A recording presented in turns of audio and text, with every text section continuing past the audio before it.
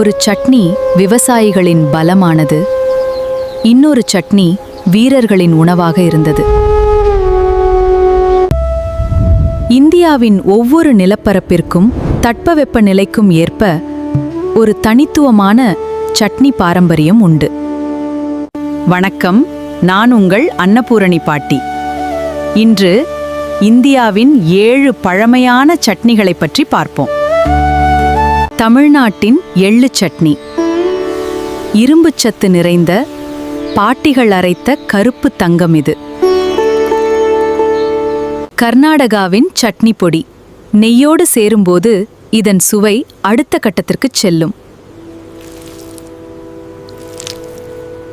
ஆந்திராவின் கோங்குரா பச்சடி. புளிப்பும் காரமும் நிறைந்த தெலுங்கு மக்களின் அடையாளமான சுவை இது. மகாராஷ்டிராவின் தேச்சா. விவசாயிகளுக்கு கடும் உழைப்பிற்கான சக்தியை கொடுத்த காரமான சட்னி. கேரளாவின் சம்மந்தி. தேங்காய், சின்ன வெங்காயம் சேர்த்து அம்மியில் அரைக்கப்பட்ட ஒரு இயற்கை அற்புதம். ராஜஸ்தானின் லெக்சுன் சட்னி. பாலைவன வெயிலையும் தாங்கி வீரர்களுக்கு பலம் கொடுத்த சிவப்பு சட்னி. மேற்கு வங்கத்தின் கசுண்டி. கடுகு விதைகளிலிருந்து எடுக்கப்பட்ட வங்காளர்களின் பாரம்பரிய பெருமை இது. இந்த உணவுகள் எதுவும் இயந்திரங்களில் தயாராகவில்லை.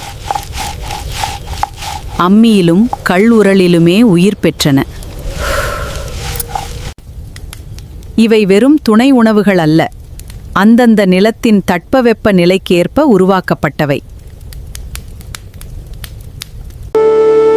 இதில் எது சிறந்தது என்ற போட்டியே இல்லை.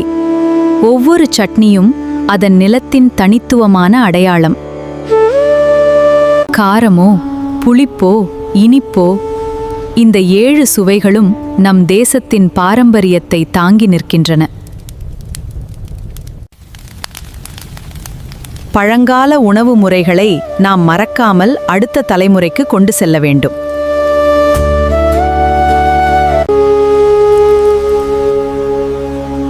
இந்த 7 சட்னிகளும் இந்தியாவின் 7 மொழிகளைப் போல. ஒவ்வொன்றும் வேறு, ஆனால் எல்லாமே நம் நாட்டின் சுவையை பாதுகாத்தவை.